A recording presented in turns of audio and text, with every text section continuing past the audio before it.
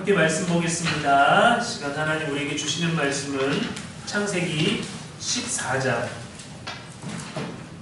17절부터 20절까지의 말씀입니다. 아브라함이 그돌라오멜과 그와 함께 온 왕들을 쳐부수고 돌아올 때에 소돔 왕이 사회의 골짜기 앞 왕의 골짜기로 나와 그를 영접하였고 살렘 왕 멜기세덱이 떡과 포도주를 가지고 나왔으니 그는 지극히 높으신 하나님의 제사장이었더라. 그가 아브라함에게 축복하여 이르되 천지의 주제이시오 지극히 높으신 하나님이여 아브라함에게 복을 주옵소서. 너의 대적을 내 손에 붙이신 지극히 높으신 하나님을 찬송하리라. 아멘. 아브라함이 그 얻은 것에서 10분의 1을 멜기세덱에게 주었더라. 아멘. 이는 살아계신 우리 하나님의 말씀입니다. 이 시간 주신 말씀 가지고 뜬금없이 중요한 인물 멜기세덱이라는 제목으로 말씀 전하겠습니다.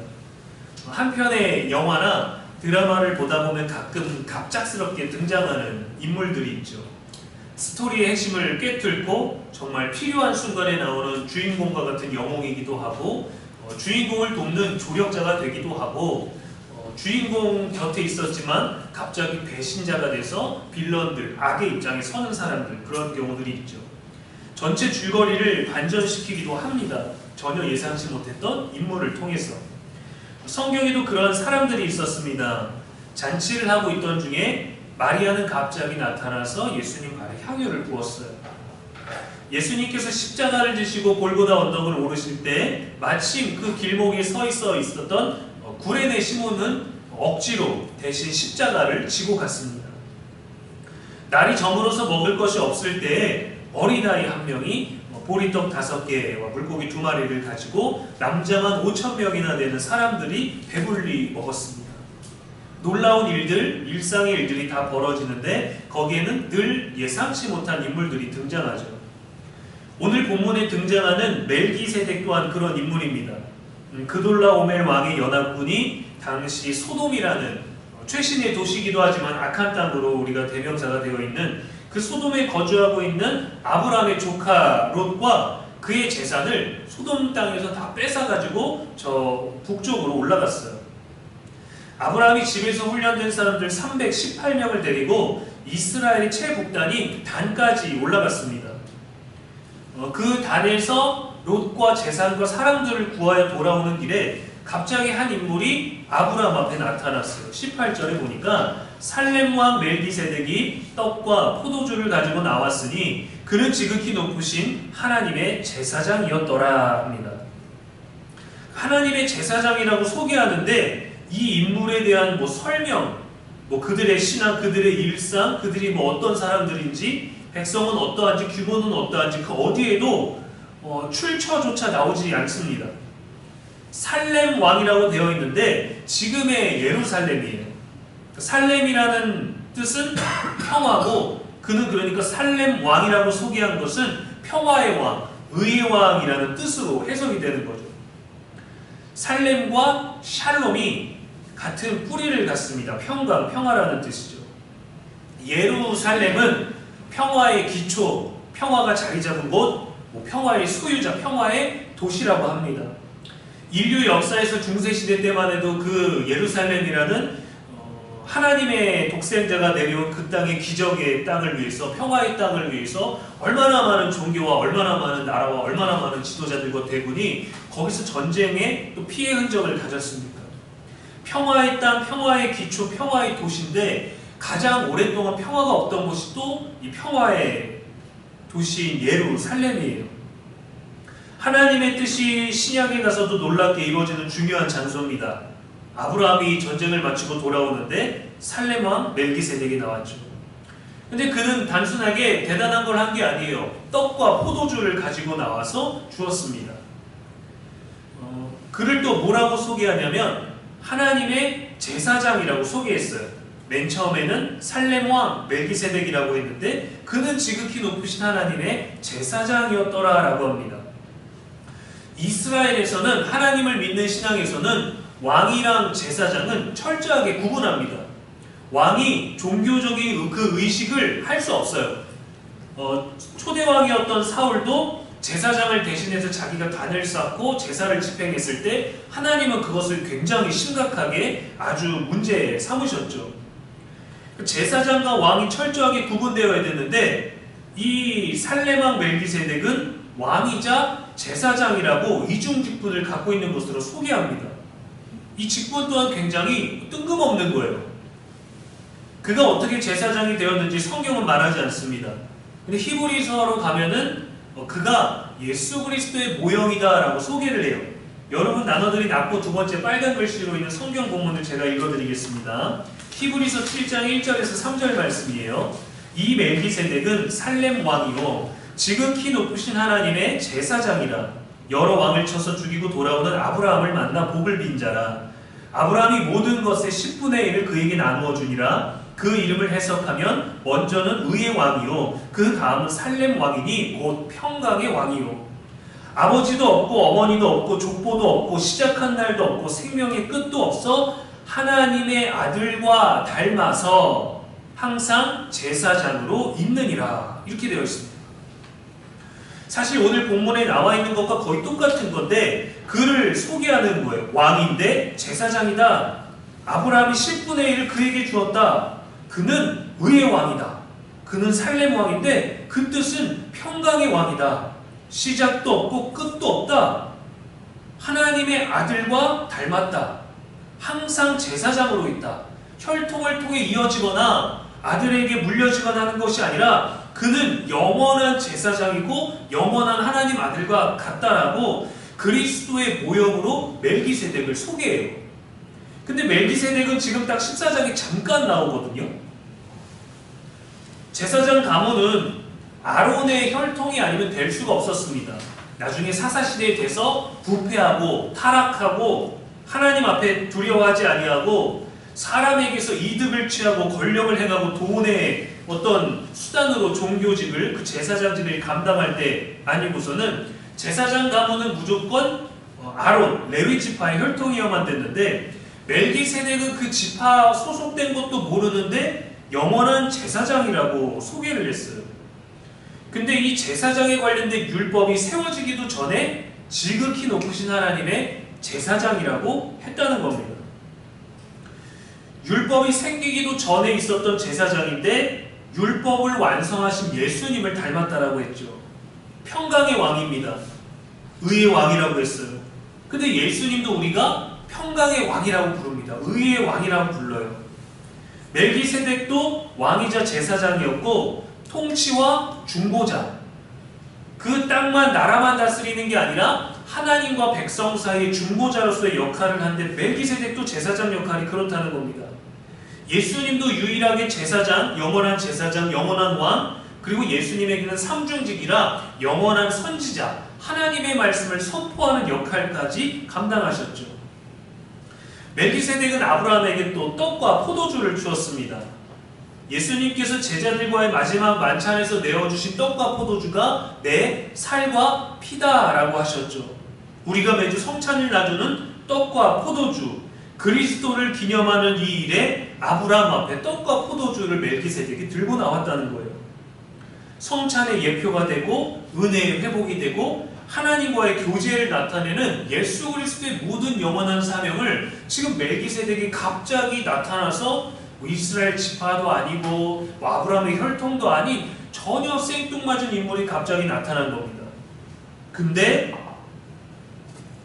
아버지도 없고 그의 후손도 없고 그 전의 일이나 그 후의 일 아무것도 없이 영원한 대사장으로 오신 예수님의 속성과 모든 것들이 일치하고 있는 거예요. 우리는 가끔 어떤 일들이 딱딱 맞아 떨어질 때 소름 돋게 되는 걸 느끼죠. 우리의 계획을 했는데 그 계획이 순서대로 계획대로 일정대로 딱딱딱 맞아 떨어질 때 우리는 거기서 어떤 굉장한 만족과 희열감을 느끼지 않습니까? 그리고 저도 영화나 드라마를 볼 때 그런 것들을 좋아하거든요. 어떤 주인공이나 스토리가 이게 뭐지 했는데 나중에 가서 그 일들이 다 해소가 되고 해석이 되고 해결이 되는 것들을 볼 때 얼마나 통쾌한지 몰라요. 근데 뭔가 여운을 남기는 듯한 미해결됐거나 상상 속에 맡겼거나 오픈 엔딩으로 끝나는 경우에는 우리들만의 다양한 상상과 해석을 가질 수는 있지만 때로는 명확한 무언가가 주어지지 않아서 혼란스럽기도 하죠. 멜기세덱에 대해서는 어떻게 생각을 해야 될까? 뜬금없이 나타난 인물에 대해서.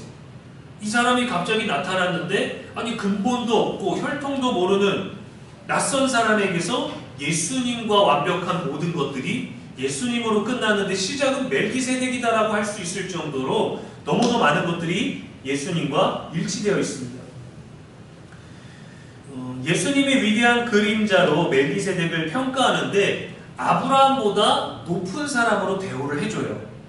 왜냐하면 우리가 하나님께 구별하여 드리는 11조를 아브라함은 멜기세덱에게 드렸기 때문입니다. 멜기세덱에게 주었어요.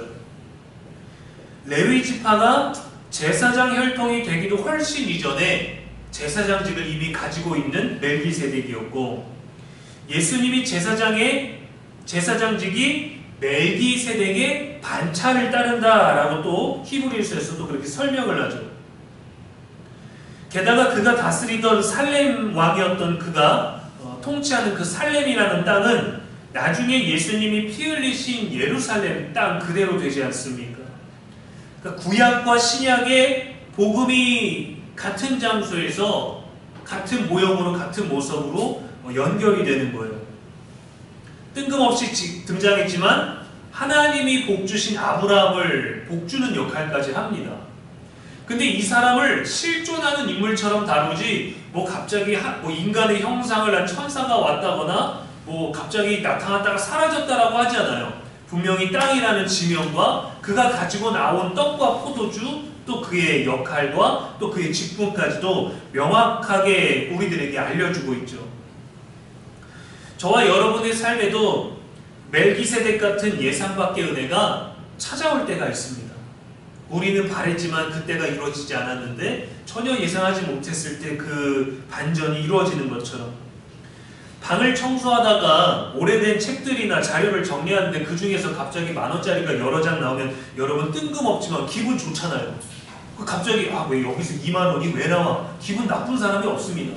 그냥 이 책은 그냥 저 알라딘에 팔아야 되겠다, 중고책으로 팔아야 되겠다고 폈는데 거기서 그냥 한번 싹 차르륵 넘겨보니까 50,000원짜리가 나왔어요. 뜬금없지만 너무 기분 좋지 않나요?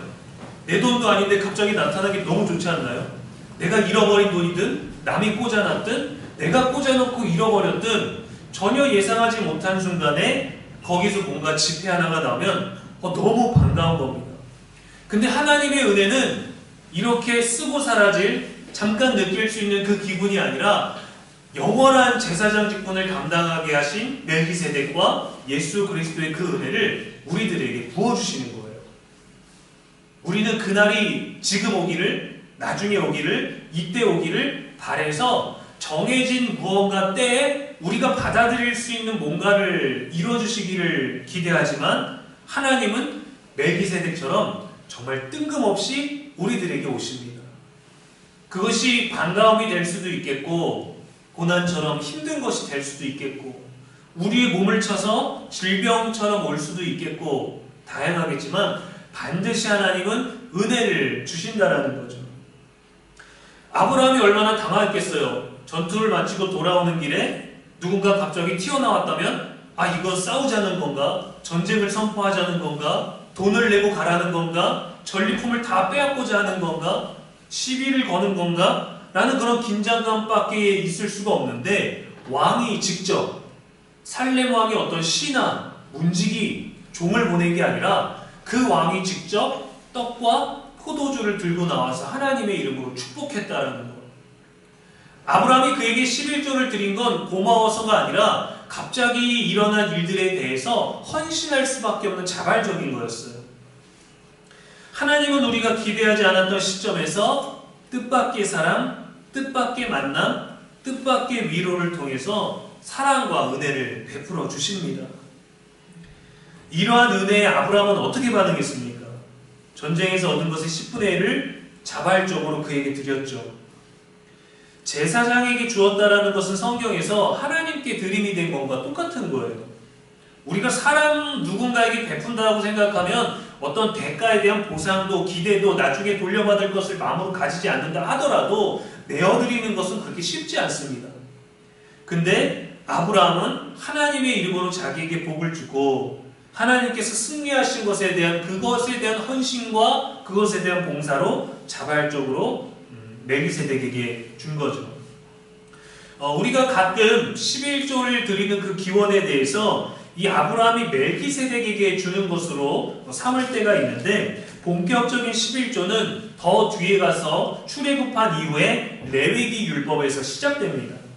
이때는 11조가 우리가 마음으로 한 이만큼 드리겠다, 12조를 드리겠다가 아니라 이때부터는 이스라엘 백성 안에서는 율법에 의한 의무가 됩니다.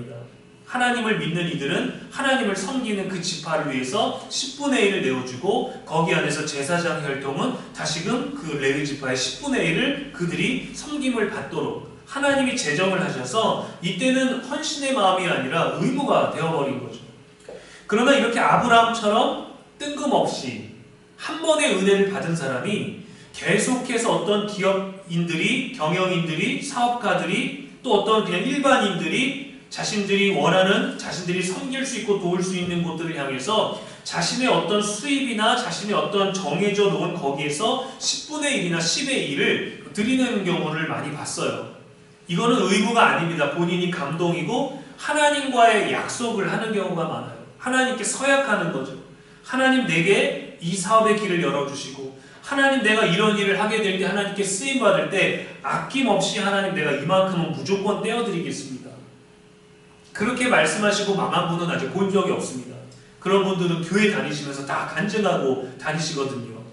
근데 그런 분들 보면 우리도 누구나 그런 사람이 될 수 있다라는 그런 가능성들을 많이 열어주기는 하지만, 그런 분들의 얘기를 들어보면 야, 정말 나는 돈이 있어도 못하겠다라는 생각을 하게 되더라고요. 정말 쉬운 일이 아니라는 것을 우리는 보게 되죠.